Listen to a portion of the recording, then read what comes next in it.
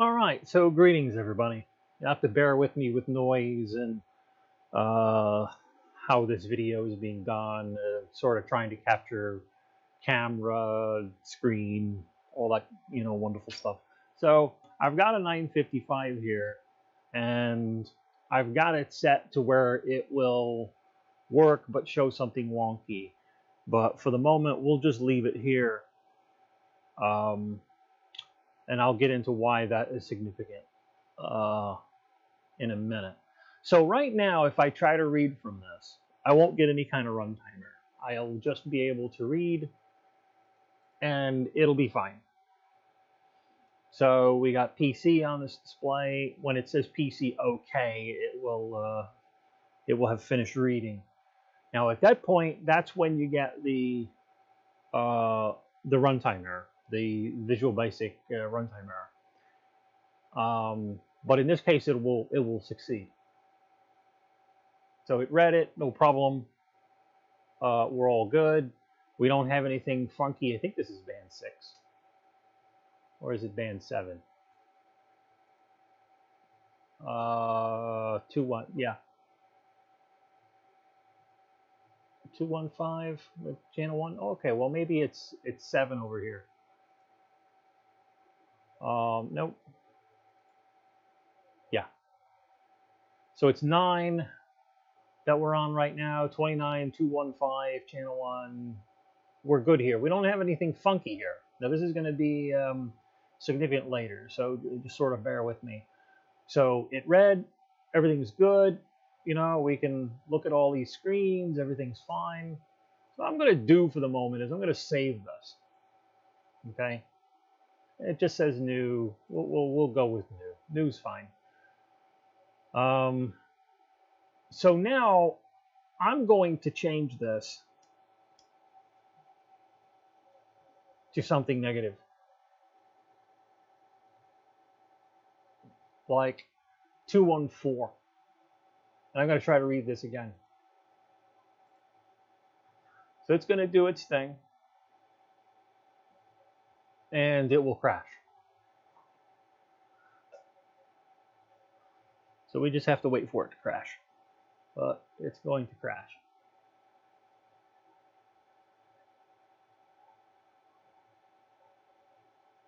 Almost there. Bang. Runtime error 6 overflow. So that was that. So go ahead and run this again.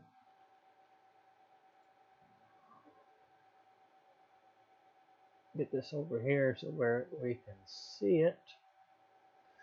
So now I'm going to set, of course, can't change anything until you restart the radio. I'm going to set this to 2149. And it will read.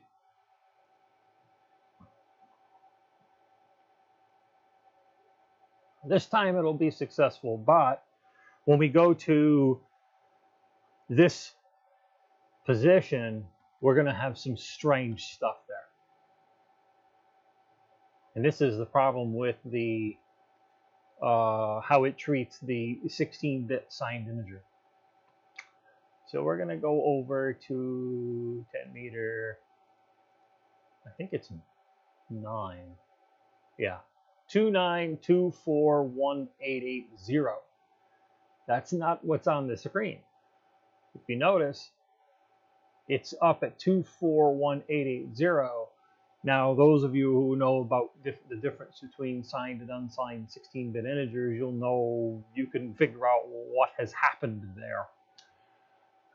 So that's the problem, and that's not the radio. That's not the radio's problem.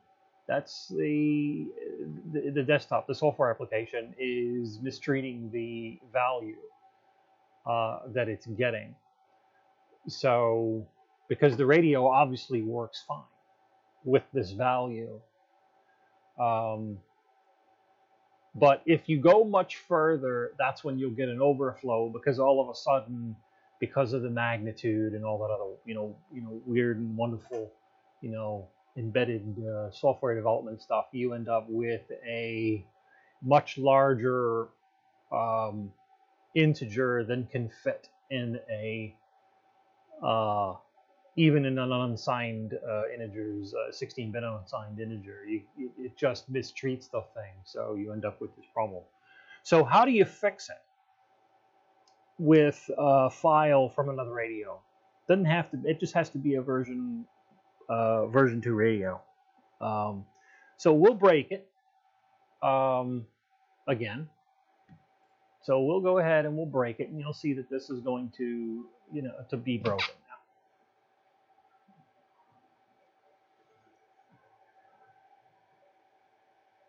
So at this point, because it's on this frequency, no matter what you do, it will not read it anymore. We'll just wait for it to finish. And that's it. It's just not going to happen.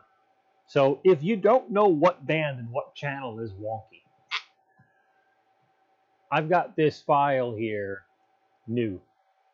So we can go ahead and run this, because that's why I saved it before. I can take this new file, and I can go over to the software, and I can open the new file. And there's the data. And if we go to that memory location, we don't see anything funky there. It's all good. There's nothing strange here. So what I can do immediately, do not read, just push it to the radio.